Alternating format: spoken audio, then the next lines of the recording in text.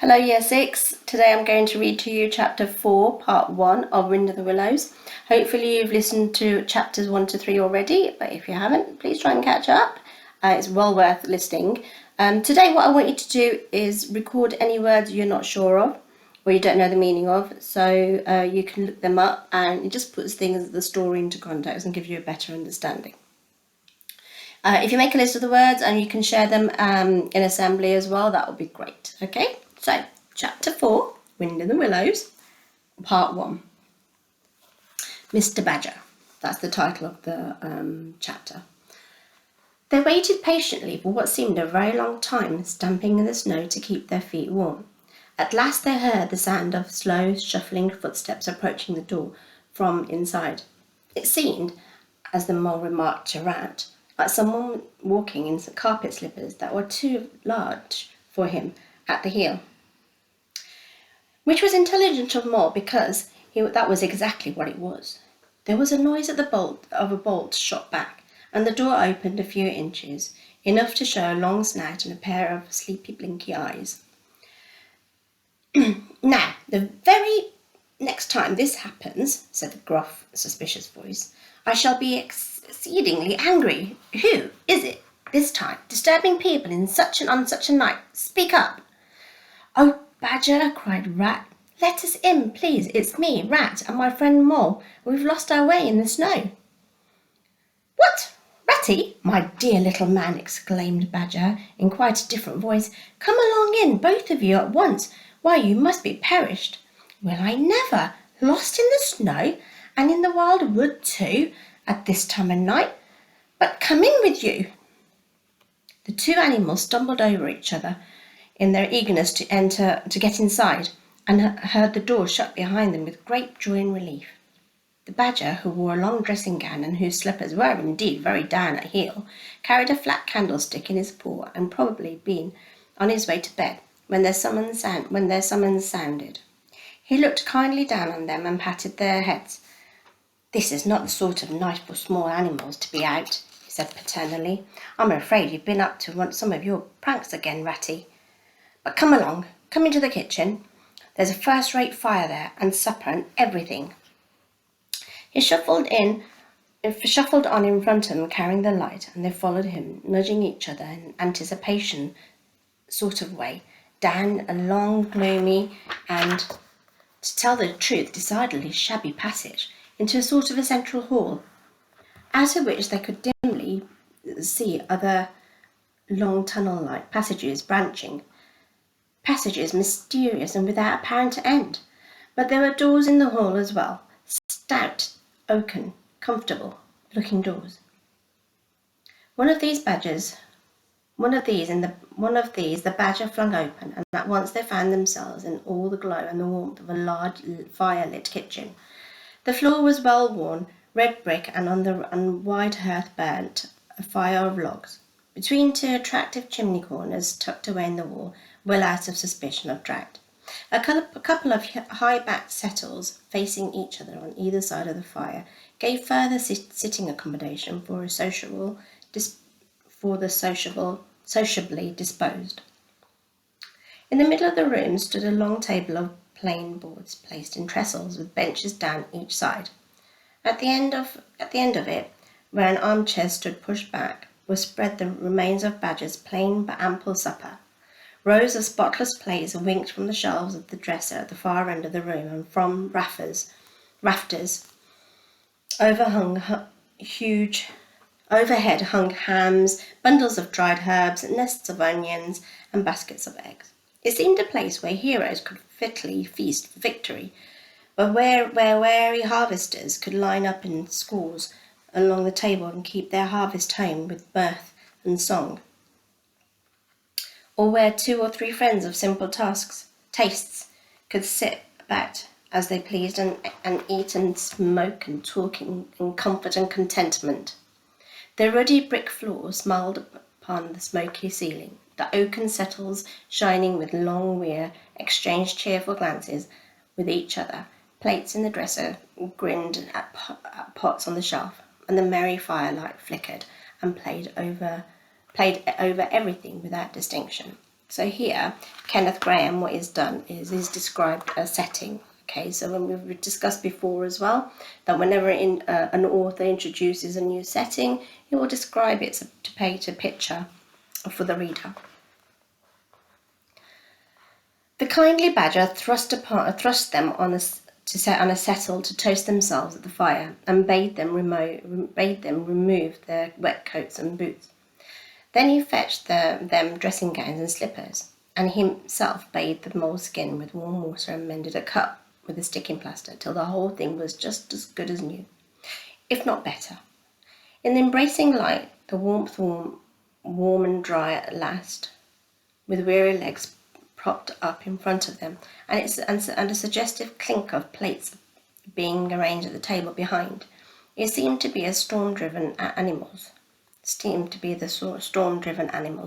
in a safe anchorage, that the cold and the trackless wild wood just left outside was miles and miles away, and all that they had suffered in it had half-forgotten dream. When at last they were thoroughly toasted, the badger summoned them to a table where he had been busy laying a repast.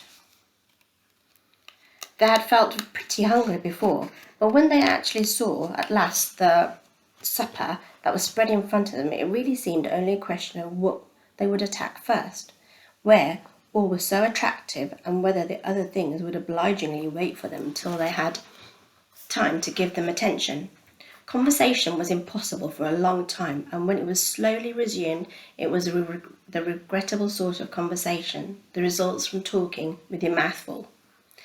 The badger did not mind that sort of thing at all, nor did he take any notice for elbows on the table, or everybody speaking at once. As he did not go into society himself, he had got an idea that these things belonged to the things that didn't really matter.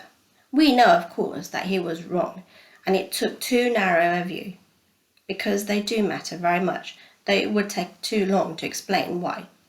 He sat in his armchair at the head of the table and nodded gravely at the intervals that the animals told their story, and he did not seem surprised or shocked at anything, and he never said, "I told you so," or "just what I always said," or remarked that they ought to have done so-and-so, or ought to have not done something else. The mole began to feel very friendly towards him. When supper was really finished at last, and each animal felt that his skin was now too tight, as it was decently safe, and by that this time he didn't care a hang for anybody or anything, or gathered around the glowing embers of the great wood fire, and thought how jolly it was to be sitting up so late, and so independent, and so full. And after they had chatted for a long time about things in general, the badger said heartily, "Now then, tell us the news from your part of the world. How's old Toad going on?"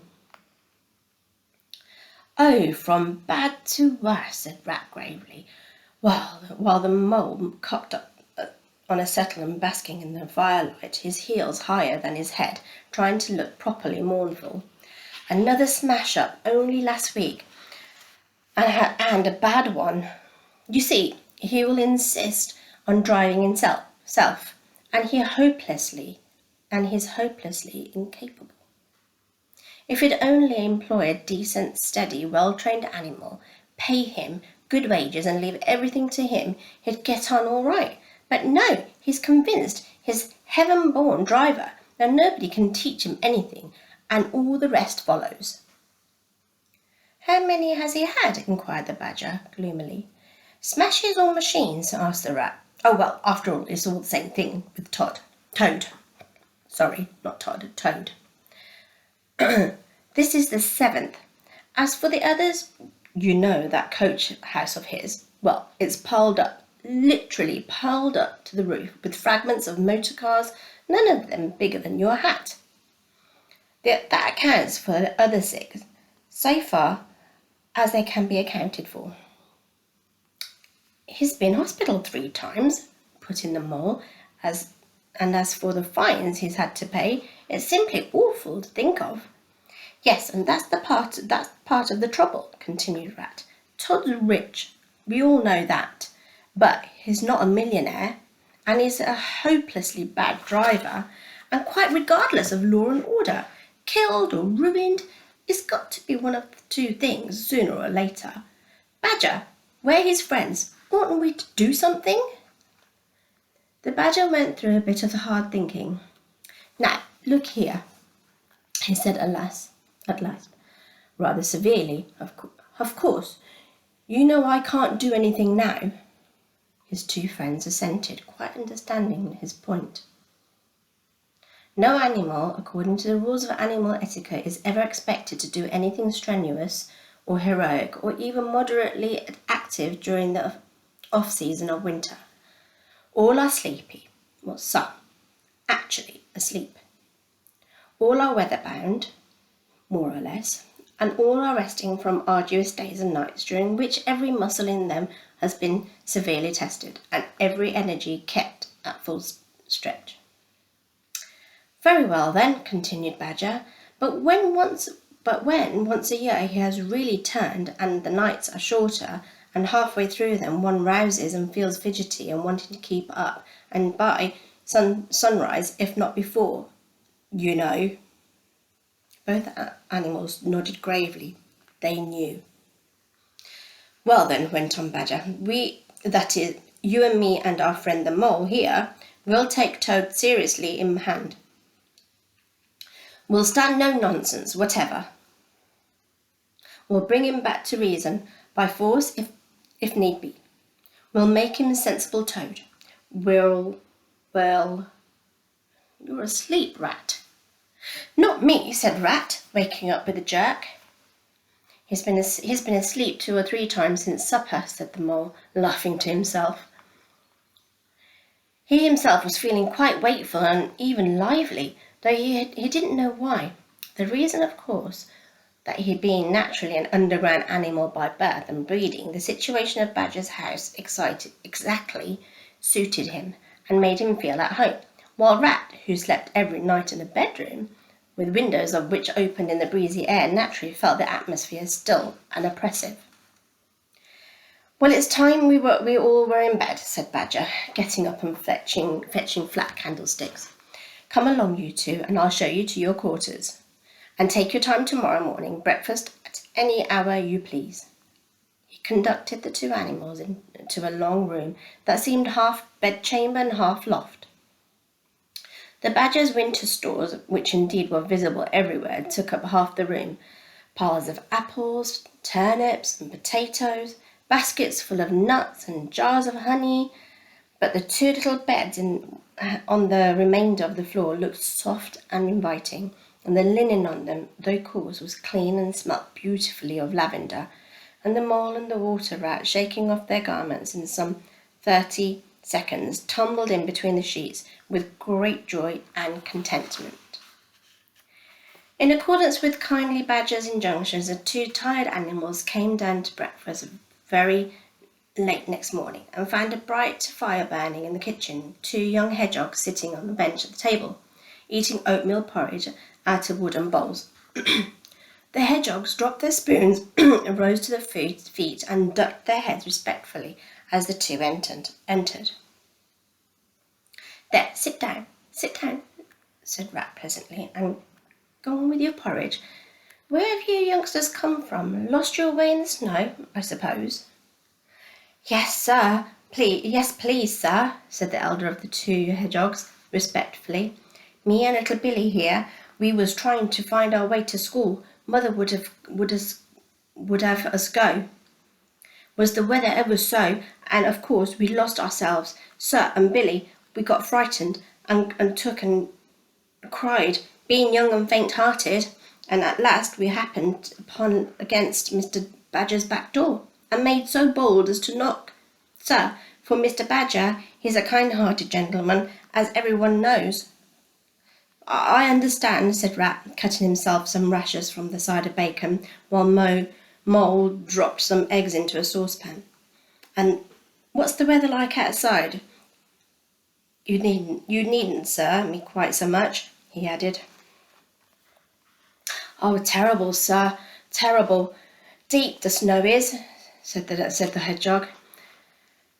No getting out for the likes of you gentlemen today. Where's Mr. Badger? Inquired the mole, as he warmed the coffee pot before the fire. The master's gone to his study, sir, replied the hedgehog, and he said how he is going to be particular busy this morning, and on no account was he to be disturbed. The explanation, of course, was thoroughly understood by everyone. The fact is, as already set forth, when you live a life of intense activity for 6 months in the year and of comparative or actual somnolence for the other 6, during the latter period you cannot be continually pleading sleepiness when there are people about or things to be done. The excuse gets monotonous. The animals well knew the badger. Having eaten a hearty breakfast, he had retired to his study and settled himself in his armchair with his legs up on another and a red cotton handkerchief over his face, and was being busy in the usual way at this time of year.